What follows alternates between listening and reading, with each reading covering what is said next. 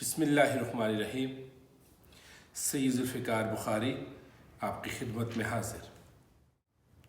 آقا صلی اللہ علیہ وآلہ وسلم پر اگر کوئی درود بھیجتا ہے اور وہ اپنے کردار و عمل میں پکا اور سچا مسلمان اپنے آپ کو ثابت کرتا ہے تو کوئی وجہ نہیں ہے کہ میرے اور آپ کے آقا صلی اللہ علیہ وآلہ وسلم اس غلام کو اپنی خاص عنایات میں نہ لے لیں اور اس پہ اپنی عنایات کی بارش نہ کر دیں۔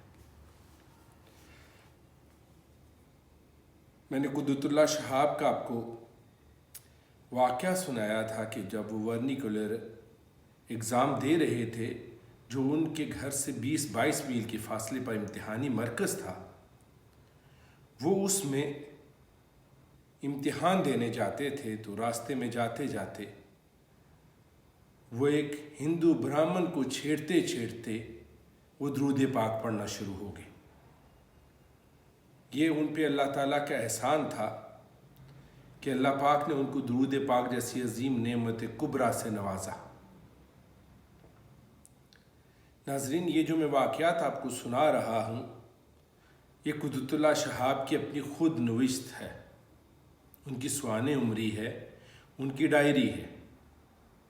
اور یہ بات یاد رکھیے کہ قرآن پاک میں بھی اللہ پاک نے انبیاء کرام کے واقعات کو سنا کر ہمیں بہت اچھے طریقے سے پیغامات دیے کہ اگر کوئی قوم اچھے کام کرتی ہے تو وہ سرخرو ہوتی ہے، اگر کوئی اللہ کی نافرمانی اور معصیت کرتی ہے تو وہ ناکام ہوتی ہے اور اس پہ اللہ کا عذاب آ جاتا ہے۔ اور میں نے بھی کوشش کی ہے کہ قرآن پاک کی اس اسلوب کو سامنے رکھتے ہوئے سچے واقعات کو آپ کے سامنے بیان کیا جا سکے تاکہ ہم ان سے کچھ رہنمائی حاصل کر لیں، جس میں ناچیز سب سے پہلے اپنے آپ کو شامل کرتا ہے اور پھر اپنے ناظرین کو ان واقعات میں ساتھ شامل کرتا ہے کہ آئیے مل کر اتنے حسین اور روحانی واقعات کو سنیں اور ان پہ عمل کرنے کی کوشش کریں، اور ہمارے اندر سے بھی ایک آواز آئے کہ ہم بھی درود پاک کی کثرت کریں اور ہم بھی دل میں تمنا رکھیں کہ کبھی ہمیں بھی آقا یاد فرمائیں، کبھی ہمیں بھی اپنی غلامی میں وہ قبول کر لیں۔ اب یہ واقعہ پچھلے واقعات کے ساتھ جڑا ہوا ہے۔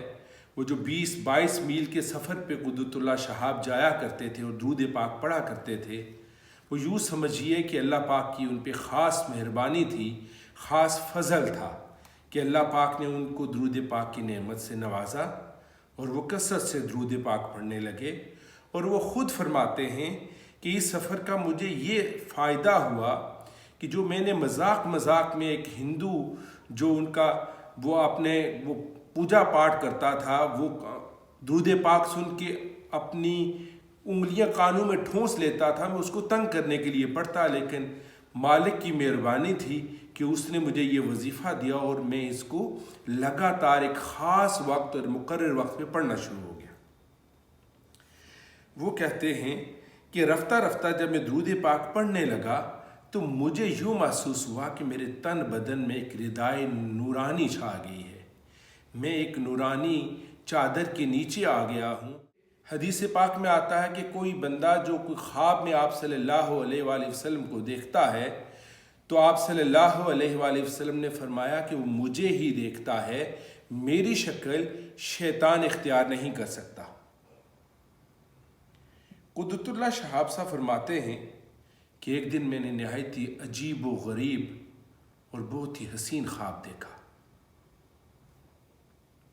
ناظرین، کیا قسمت ہے خواب دیکھنے والے کی، اور کیا عنایات ہیں ہمارے آقا صلی اللہ علیہ وآلہ وسلم کی۔ وہ کہتے ہیں کہ ایک رات مجھے خواب آئی اور میں دیکھتا ہوں خواب میں ایک تحد نگاہ صحرا ہے اور میں اس میں کسی جانب بڑی تیزی سے بھاگتا ہوا جا رہا ہوں۔ کہتے میں تیزی سے بھاگتا ہوا جا رہا تھا کہ میں نے محسوس کی کہ میری ٹانگوں میں جان نہیں رہی، میں گھٹنوں کے بل چلنا شروع ہو گیا اس وسیع و عریض صحرا میں۔ وہ کہتے ہیں کہ تھوڑی دیر بعد میں نے محسوس کیا کہ میری گھٹنوں میں بھی جان نہیں رہی، تو اب میں پیٹ کے بل رینگنا شروع ہو گیا اور ٹھوڑی کے بل میں لیٹ کے رینگنا شروع ہو گیا، اور پنجے گھاڑ کر کے میں آگے کی طرف بڑھنا شروع ہو گیا۔ اسی طرح میں آگے بڑھ رہا تھا کہ بڑھتے بڑھتے ایک چٹائی نما جائے نماز میرے ہاتھ میں آ گئی، جو کہ کھجور کے درخت کے نیچے تھی۔ کہتے ہیں جب میں نے اس چٹائی کو پکڑا تو وہاں پہ میرے ہاتھ میں جب چٹائی کا کونا آیا جو کھجور کے درخت کے نیچے تھا، تو میں نے دیکھا کہ وہاں پہ حضور صلی اللہ علیہ وآلہ وسلم توزان و تشریف فرما ہے۔ انہوں نے نگاہ التفات اٹھائی، پیار سے میری طرف دیکھا، مسکرائے اور میری آنکھ کھل گئی۔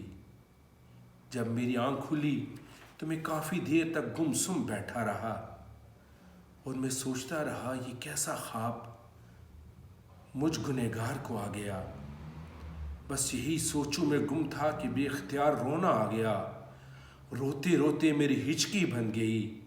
جب یہ سارا منظر سنا میری ماں نے، وہ لپک کے میرے پاس میری ماں جی آئیں تو مجھے روتا ہوا دیکھ کے سینے سے لگا لیا، کہتی ہیں کوئی ڈراؤنا خواب تو نہیں دیکھ لیا؟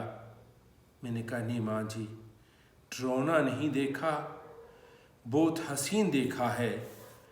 اور بس پھر من و عن سارا خواب میں نے ماں جی کو سنا دیا کہ جب خواب میری ماں نے سنا تو ماں جی نے مجھے سینے کے ساتھ لپٹ کے میرے ساتھ رونا شروع ہو گئیں، اور پھر دونوں بے اختیار کافی دیر تک روتے رہے۔ اب سوچ رہے تھے کہ یہ خواب ہمارے ظرف سے زیادہ ہے، ہماری سوچ سے بالا ہے، ہمارے خیالات سے اعلیٰ ہے۔ یہ کتنا حسین خواب تھا۔ کہتے ہیں بس یہی خواب دیکھنا تھا کہ وہ یہی سوچ رہا تھا کہ یہ جو میرے آنسو شکرانے کے ہیں یا اپنے ظرف سے زیادہ جو نعمت مل گئی تھی اس کے شکرانے کے تھے۔ بس یہی سوچتا رہا کہ مالک درود پاک تو پڑھا تھا جو تو نے عنایت کر دیا، میں تو اس کے قابل بھی نہیں تھا۔ وہ کہتے ہیں نا کہ کوئی مانگے تو ہم شانے بھی کے ہی دیتے ہیں۔ بس یہی بات تھی۔ آئیے سب مل کے اس نیت کے ساتھ درود پاک کی کثرت کریں کہ اللہ پاک ہمیں بھی موقع دے، ہم گناہگاروں کو، بدکاروں کو، سیاہکاروں کو، کہ مالک یہ منظوری فرما لیں کہ ان کے پیارے حبیب ہمارے خوابوں میں بھی آئیں۔